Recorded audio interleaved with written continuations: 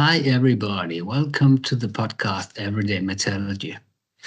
Here we do the impossible tomorrow. Miracles takes a bit longer. My guest in this episode is really doing the impossible. For many years, people have said, welding of cast iron? No, forget it. It's not possible. But Masoud is working on it. So take a look at this episode. It's really interesting to see how he has solved the problem by clever understanding of mechanism and metallurgy. Enjoy the show. Hi, Masoud. Welcome to the podcast Everyday Metallurgy. Hi, Peter. Thank you for inviting me. It's great to have you on board. Today we're going to talk about the impossible. Isn't that right? Yeah, impossible, exactly. Yeah. Uh, because we are going to talk about welding of cast iron. People have tried and tried, but never successful because it always cracks. Um, so, why are you working on the impossible?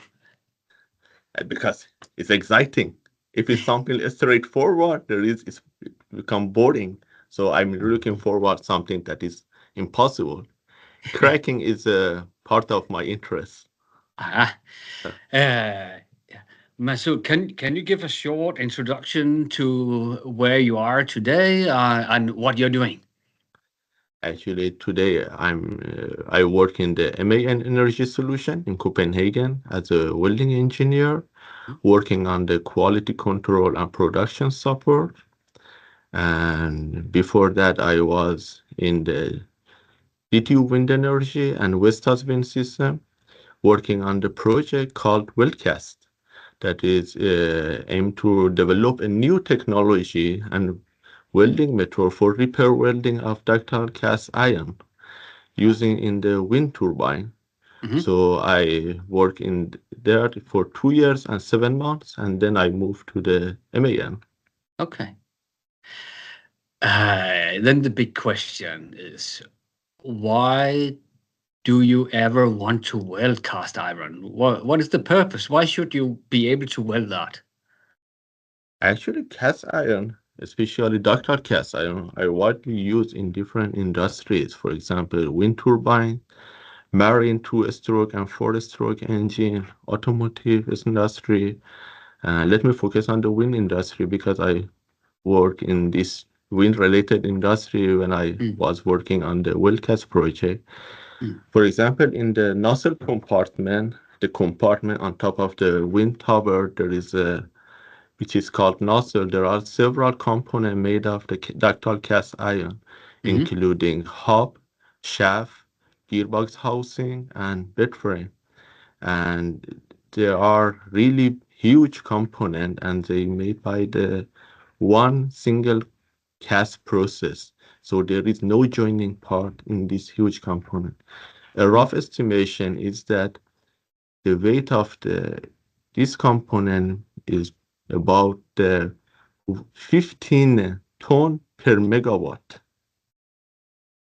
So Okay. And today, wind turbines are 10, 12 megawatt. yeah, and it's growing So we're talking 150 ton of cast iron in one cast. in one cast. Yeah, and actually, it also depends on the design, but it's the rough estimation. Yeah. So there are really heavy and Yeah. large scale. Yeah. Yeah, actually, in the medium size, the bed frame can be equal to the large bedroom. So it's really huge. Yeah. And so the casting process of this huge and large scale component can be really difficult, and also machining process and also handling. Mm. And also assume that the main wind turbine user are located in the Europe country, Yeah. and they are far from the production site. The production site are mainly located in Asia, Yeah. India, China, and so. So the Mm-hmm. transportation of this huge component is also difficult. Yeah. So during the casting process, defects and discontinuities always happen. Mm. If the discontinuities, size and geometry goes above a threshold, it will be a defect, and the defect must be repaired. Yeah. Okay. And some repair method is like a grinding to remove the sharp edges, and Mm-hmm. some like a stitching, which is called metal, something like that. Yeah. But in some cases, we need to add some material to Mm-hmm. restore the damaged surface, to restore the interface of Yeah. the material. And the Mm. welding method, as a one of the main met method to build up a material, is Yeah. completely forbidden in the wind turbine and also in Yes. marine engine. Mm. So what will happen to this component that cannot pass the requirement? They must be scrapped, and Yeah. it means that they must be remelted. A huge Yeah. component must be remelted. And you So, have to cut it in pieces to melt that. yes, Yeah. yeah, exactly. Mm. So it has a direct cost and indirect cost, and also environmental impact because of the using Yeah. double energy Mm-hmm. consumption and Yeah. also CO2 emission. Mm-hmm. So it's really good if we could find a Yeah. method to solve this Mm. problem, because Yeah. around 2% of the cast component must be scrapped and remelted. So, Okay. and this 2% is too much. Yeah. But it's still in the good range. But I see when one cast is 150 ton, then it's a lot of work being doing that. Actually, no, Uh, they increase the strength of the material to reduce the weight. okay, so the So, alloy has changed yeah, to higher strength alloys. yeah, it is under process. Yeah. It must be under process. Otherwise, there is a 100 tons component. Yeah. How For do you do example, that? Do you add some additives that make fine grains during solidification for what? For to increase strength? How is that done? okay, it's just go above the some ferritic grade, and also to use the new generation of the ductile cast iron, the one that we work on. That this is the fully ferritic silicon solid solution strengthening ductile cast iron. So it's the matrix is fully ferritic.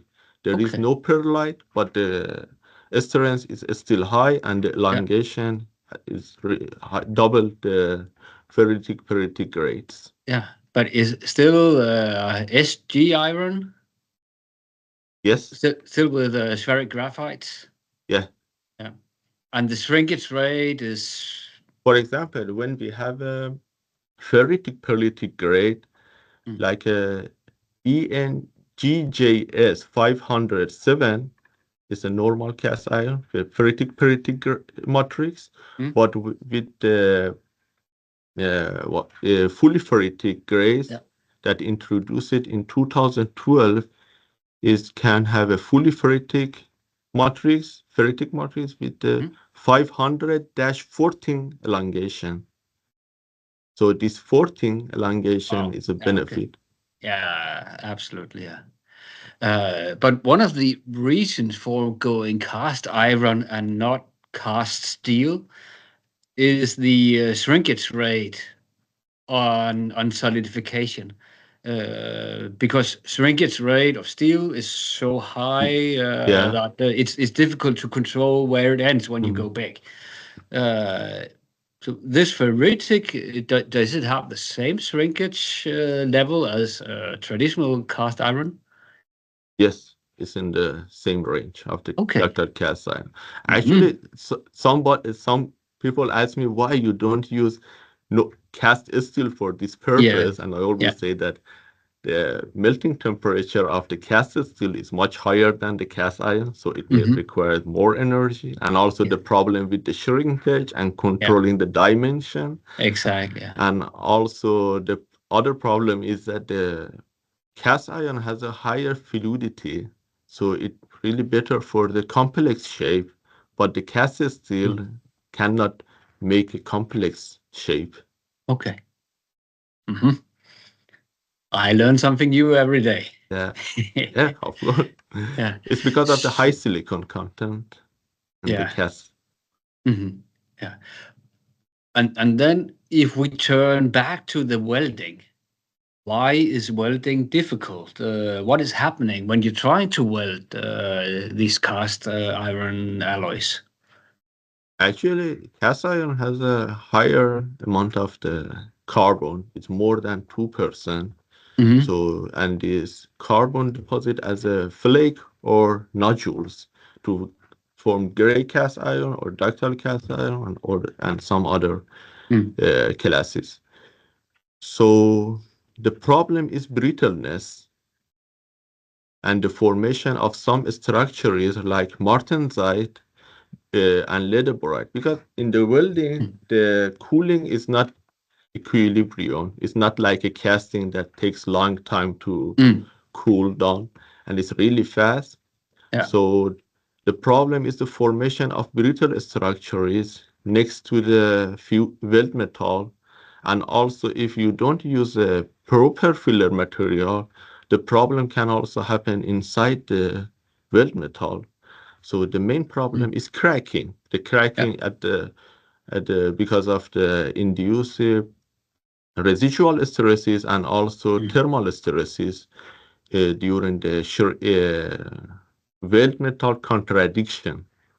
So Hmm. that can induce the stresses. Yeah. That this stress remain in the component Mm. as a residual stress. Yeah. Uh, but some are welding today. How does it look? How does it work when Actually, when you do that? what makes the Weldcast project special is that we have a box for welding of ductile cast for cast iron, especially Mm. ductile cast iron, to use preheating, post-weld heating, and using proper filler material. But when we have a really huge component, it's not possible to use preheating and Mm. post-weld heating. Oh, So yeah, with a 150-ton component to preheat that, what temperature are you going to preheat normally? actually for the project we use 200 degrees and we find that it's not enough. Okay. So yeah, yeah. Yeah.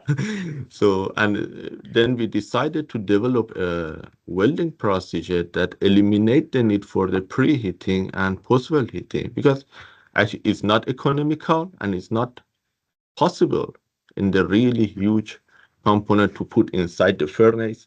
Mm. And some other may ask why you don't use flame preheating.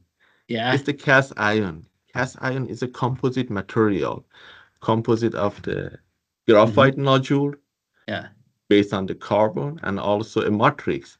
And they have a different thermal property and thermal expansion. So the flame cannot help. So they Hmm. must be placed inside the oven Yeah. and temperature increase slowly Yeah. to have a homogenized stress Yeah. Yeah. temperature Uh, distribution mm. to avoid I Yeah, I also stress. remember that frying pans in cast iron are better than steel or aluminum pan because the microstructure of cast iron has a better heat distribution. So you have a Mhm. more homogeneous heat distribution of the frying pan. So it must be the same here. If you try to heat locally, it will just be Yeah, distributed in the entire component. yeah, exactly. That's because of the graphite that can keep the heat Yeah, inside. exactly. Yeah. Mm, yeah. Uh, Do you have a photo or a microstructure showing how a typical weld looks if it doesn't work? Actually, I have some photo that I would like to share with you. Let me share my screen. Yeah, Actually, I'm preparing a paper, so this is the uh, data. Okay, we start the project with yeah. using two weld, one automated and one manual. As you can see, the top one is the manual, and Mm-hmm. the bottom is the automated weld. And we use 200-degree Celsius Preheating. preheating. But Yeah, as you can see, there are a lot of cracks everywhere. yeah. You can, so we have cracking problem in the, actually, to solve this problem, Mm. I went deep into the cracking mechanism to understand what what is the cracking problem here, and what is the Mm-hmm. origin, what is the underlying metallurgical issue with the cracking. Mm-hmm. Actually, we find that there are four cracking mechanisms. Okay. One that happen in the base material that you can Yeah. see here in the white box, and the white Mm. box here, that the base material cracking, the base material that the mm, the microstructure didn't change, but the crack appear. And Mm. also we find some cracking in the heat affected zone, and Mm. also the area adjacent to the weld metal, which is called partially melted zone. This area Yeah. experience partial melting, and during the solidification, a eutectic transformation happen. Mm. So the Ledeburitic structure, which is known as the most brittle structure in cast iron, will Yeah. form here. Actually, I record 1100 Vickers hardness for this grade. Wow. And Yeah. also in the heat affected zone, we have Mm. a high hardness around 800, 900 Vickers. And depending of the distance to the fusion line, different kind of the martensite will form. Okay. What is the hardness of the bulk material as reference? Yeah, 200 Vickers. Wow. So it's a huge difference. Yeah, it's huge difference. Mm. And also we find that actually they it always recommended to use a nickel Fe, nickel iron filler material for welding of cast iron. But as you Okay. can see, there are a lot of crack inside the Mm. fusion zone as well. So because of the solidification cracking that Mm. happen in the high temperature, so we have two problems. One, the cracking that happen in the high temperature in the weld metal, and Mm-hmm. also cracking that happen in the low temperature Yeah. because of the residual stress. So Mm. both thermal stress and residual stress can make a problem. And so let me see if I Yeah. can find And some. I have a question. You said you uh, were using filler material with nickel iron. yeah, Is it 50-50? yeah, in Okay. So it's roughly 50-50. a lot of nickel to make it soft, but what is the what is it called, mix up amount, how when you have a melt pool, how is the chemical composition of that, it- because you have to dilute Yeah, yeah, yeah. some.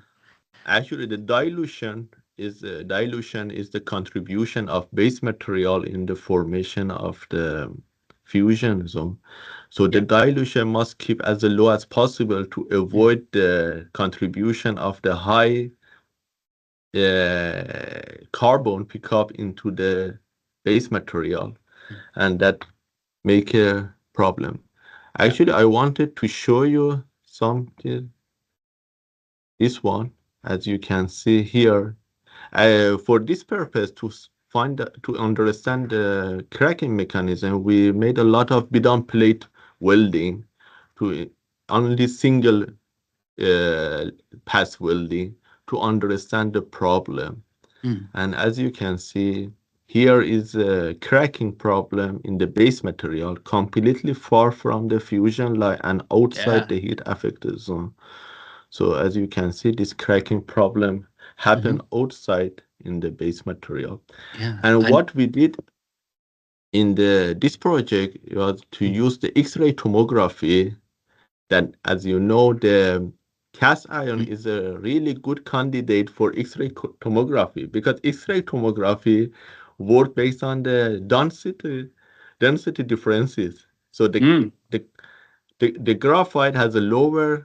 density in Yeah. comparison with the matrix. So it causes you can see the graphite as a black spot, and also Hmm. crack.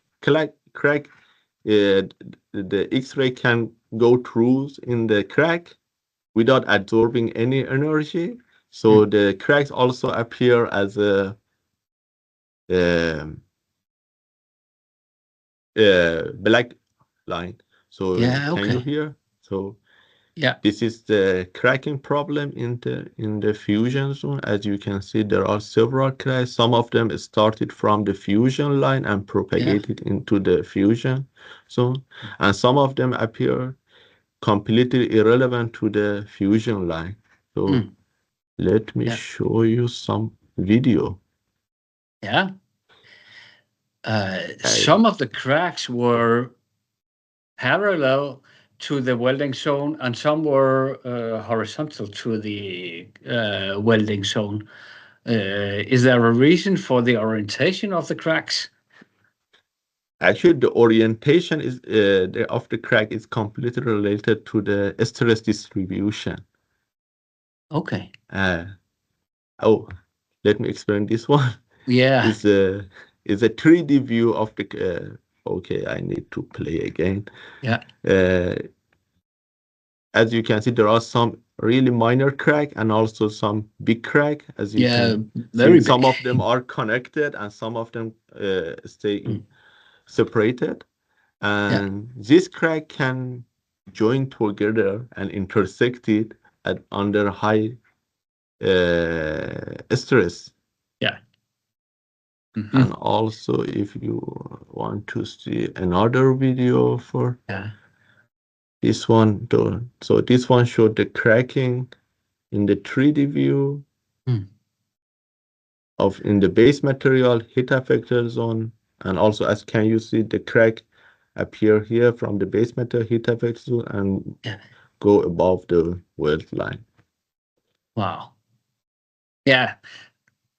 It is quite a problem. So, Masoud, if we make a short break now, Yeah, because I like to make cliffhangers, so if, then we could take up the conversation again and mhm. talk a little about how have you solved these problems. Yes, of course. Yeah. So we'll be back. Yeah, yeah. Thank you very much for following this first part of welding of cast iron. I really enjoyed it. Now I understand the purpose of it. I understand the difficulties of it. So I'm really looking forward to part two, where we'll dig deeper into the solutions that has been developed. So stay tuned. Part two is about to come. If you subscribe to this channel, I'm sure you'll get a notification on it. So looking forward to seeing you again for part two, looking into solutions.